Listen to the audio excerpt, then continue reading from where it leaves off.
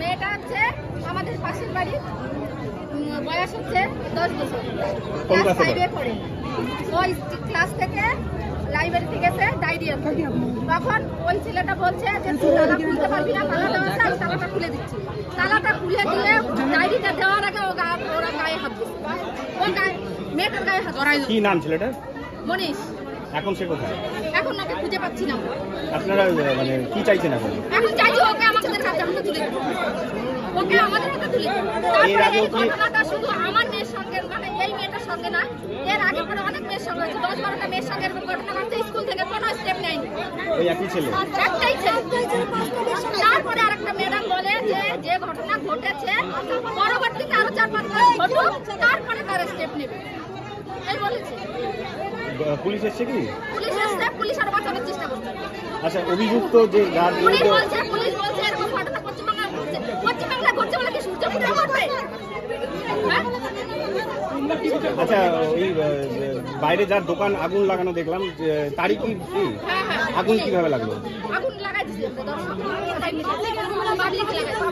সেই যার বিরুদ্ধে অভিযোগ সে কোথায় এখন? তাকে খুঁজে পাচ্ছি না। পুলিশের গাড়িতে চলে গেছে, পুলিশে হয়তো ভাগাই দিছে, পুলিশের গাড়িতে গিয়েছে। আপনারা থানায় অভিযোগ করবেন? আমরা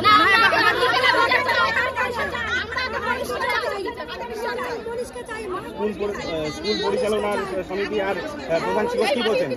প্রধান শিক্ষক আর স্কুল সমিতি কি বলছেন?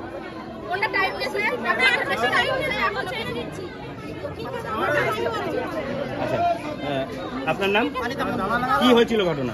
ঘটনা হচ্ছে এখানকার পাশেই আমার 10 বছরের একটা মেয়ে এখানে স্কুলে পড়াশোনা করে।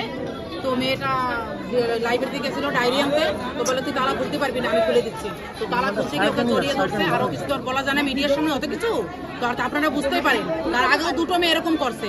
এক ম্যাম রে বলছে যে ম্যাম আমার সঙ্গে মনীষ বিশ্বাস এরকম করছে। মেয়েটা বলে কি, এখানকার ম্যাম বলে কি আমি আর 2-3 বার হোক তারপরে আমি এর স্টেপ নেব। আর এখানকার হেডমাস্টার কালকে সবকিছু জানার পরও কাল অব্দি কোনো কিছু কেন বলেনি।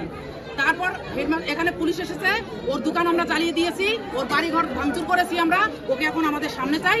এর আগে আমরা এই স্কুলে পড়াশোনা করেছি, কিন্তু আমাদের হেডমাস্টার থাকতে তো এরকম হয়নি। আমরা এখন এই হেডমাস্টার আমরা চাই না, এনার এখন ডিজাইন দিয়ে চলে যেতে হবে, আমরা এটাই চাই।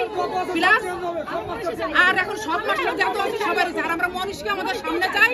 আমরা কিছু না, আমরা স্টাফ পরে নেবো, আর পুলিশ কেস আমরা পরে করবো, কিন্তু মনীষকে আমাদের সামনে চাই। আমরা এই বিচারই চাই, মনীষকে আমাদের সামনে। আর পুলিশ কি বলে, পুলিশ কি বলছে আমারে বলো শোনো। পুলিশ বলে যে শুধু পশ্চিমবাংলায় হচ্ছে। তো আমি বললাম যে যতদিন দিদি মুখ্যমন্ত্রী এখানে আছে ততদিন এখানে এরকমই হবে। কোনো বঙ্গে মুখ্যমন্ত্রী দিদি নেই, তখন সেই বঙ্গে এরকম নেই, ঠিক আছে? তো আপনারা আরজিকরের ঘটনায় কি করলেন? ফুলবাড়ির ঘটনা, কুচবিহারের ঘটনা, চোপড়ার ঘটনা, সব ঘটনা এরকম করে যাচ্ছে। তো রায়গঞ্জ থেকে চোপড়া পর্যন্ত আমরা খুব নিরাপত্তায় ছিলাম, আমাদের এখানে গর্বিত, আমরা খুব গর্বিত নাই এখন, আমরা লজ্জিত এখন যে আমাদের সূর্যপুরে আমরা লজ্জিত। তো এখন আমরা কথা হলো কি, আমরা কোনো ছেলেদের চাই না, আমরা ছেলেদের হাতে কোনো বিচার দেবো না, আমাদের মহিলারা বিচার করবো, আমাদের মহিলাদের ব্যাপার, মনীষকে আমরা চাই। আর প্লাস সব মাস্টারদের আমরা যার বিরুদ্ধে অভিযোগ সে স্কুলে কিসের মানে কি পদে ছিল? সে ঘন্টি বাজাতো আর কি, কিরানি ছিল।